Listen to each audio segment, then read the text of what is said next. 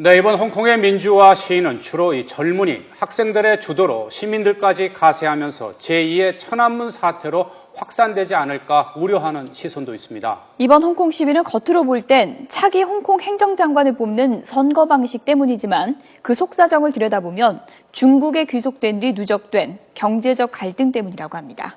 안소영 기자입니다. 홍콩 시민 수만 명이 한꺼번에 거리에 나온 데는 중국 귀속 이후 17년 동안 쌓인 경제적 불만이 한꺼번에 터졌다는 분석이 지배적입니다. 특히 중국 본토인의 홍콩 부동산과 자본시장 지배와 관련한 반중 감정이 격화됐다는 지적입니다.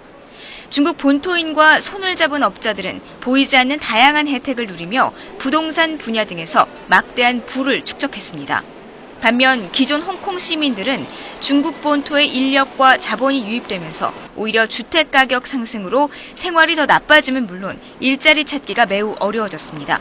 시위대의 대부분이 젊은 층인 것은 바로 이런 이유 때문입니다. I believe that we have the right to tell the government that what we want, and obviously that's why I'm coming here today. 실제 홍콩의 소득 분배 수준을 보여주는 지니 계수를 보면 지난 2011년 0.53을 기록했습니다. 이는 선진국 중 가장 높은 수준의 부익부 빈익빈 현상으로 지난 1971년 이후 최고치입니다. 大陆这块它有它的难处，但是香港那边民众他有他的想法，就是说这个想法经过长时间的需要一段时间去磨合，磨好了会找了一个中间点。 기존 홍콩 시민이 선호해온 서민용 공공주택 정책이 10년 이상 연기되고 대신 창고를 개조한 주택 제공 정책이 시행된 것은 반중 감정의 기폭 제거됐습니다.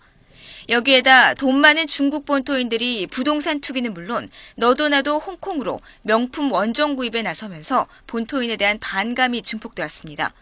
미국 종합경제지 포추는 홍콩이 중국으로 귀속된 이후 해마다 경제적 불평등이 심화되면서 중국 중앙정부에 대한 시민의 불만이 한꺼번에 폭발했다고 지적했습니다. YTN 안소영입니다.